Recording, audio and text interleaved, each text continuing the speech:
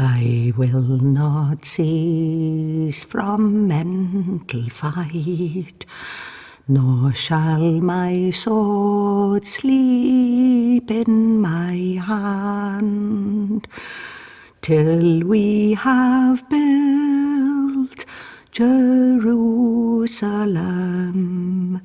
in England's green and pleasant land. This is my church as much as it's anybody's.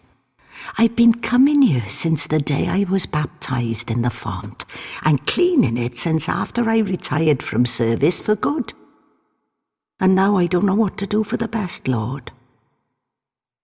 Old Mrs. Pooley cleaned it before, and she was kind to me when there were those in the village that weren't. Moo didn't always see eye to eye with Mrs. Pooley. Mind you, Moo never did see eye to eye with anything church, really, being as how she was chapel. I used to play my Paul Robeson records on the gramophone Sunday afternoons, only the spirituals, Lord. But Moo didn't think much of that. It's a sin to enjoy yourself on the Sabbath, she'd say. Once or twice I persuaded Moo to come to church with me, but she said that sung responses were papist, and that the incense always made her feel faint and have to put her head between her knees. I used to think it odd that Moo was chapel when Mummy and Daddy and me were old church. But later I found out Moo got chapel when she was in the home. I told Kate, old Mrs. Pooley's granddaughter, that my mother was sent to a home for wayward girls after I was born. Sent to a home and put into service because she had a child through no fault of her own, because she was interfered with by somebody up on the common. She was 14 when I was born. And that's too young, Lord, as you know. Daddy could never find out who got Moo into trouble.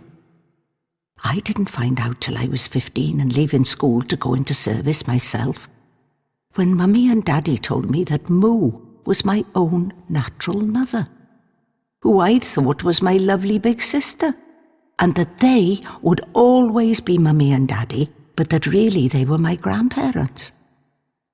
Kate Pooley didn't believe me. She didn't believe they were so harsh in those days, but they were. And that harsh religion stayed with Moo always.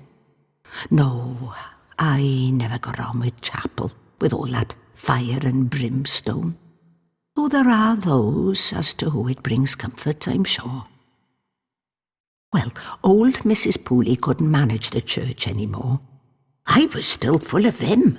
And I was pleased to have something to do after retiring, and a bit of pin money didn't go astray.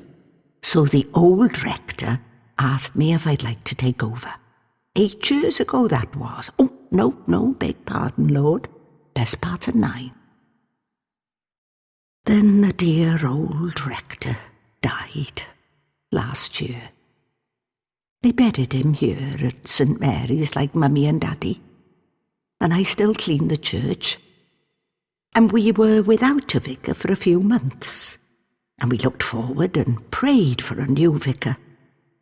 But when he come, he was an older man, not someone who could serve the village for years to come, but a man with only a few years left to go before they retired him. And I didn't like him, forgive me, Lord, though he be thy servant, but I don't like him, and I never will. But I felt my duty was to the old rector, and to this ancient and holy place where my mother is buried. So I kept on cleaning.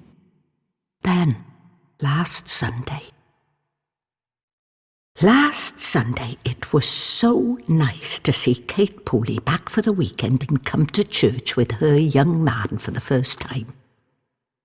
Now, I will admit that it gave me quite a start to see a coloured gentleman in church, and I wondered what old Mrs. Pooley would have made of it all. But he looked to be a fine, well-made young man, handsome as you like, and I thought of Paul Robeson, and I felt myself blush. She waved to me from across the church, because we'll always have a chat when she's back in the village, and I smiled over. After the service, they went to talk with the vicar, and I thought, there's going to be a wedding. Dear little Kate, one of my favourite little girls. And the rector always give me a few pounds extra to clean up all that blessed confetti. And I go through to the vestry after the service and start thinking about tidying up, and the vicar comes in and pulls off his vestment. His glasses nearly fall off his ugly great nose, and he looks up at me all red-faced and smirking like a fat-faced schoolboy and says, "I never dreamed that I'd have to marry a nice village girl like that to a son of Canaan." I said nothing, I'm afraid, Lord.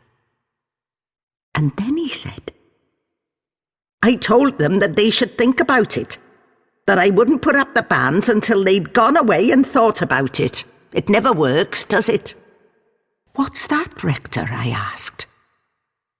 "When one of ours marries one of them."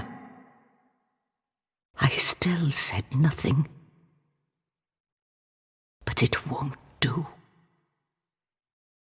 And it won't do. And it will not do. I've prayed and prayed. And here we are. Here we are. One of ours, one of them? Has our new vicar not read his scripture? What does he think you were sent here for, my dear Lord? Because that is what they call racialist. I know it is. I know it. Who does he think belongs here? Him, the fat-faced old fool? Or Mrs. Pooley's granddaughter Caton, the man she wants to marry? Not put up the banns for little Kate Pooley? So I will not clean this place while that man is here. And all the while that man is here, I'll not come to service, but I'll go to the chapel, like my dear old Moo. Though it's not my taste, and they don't use the prayer book. And I pray that you might forgive him. Amen.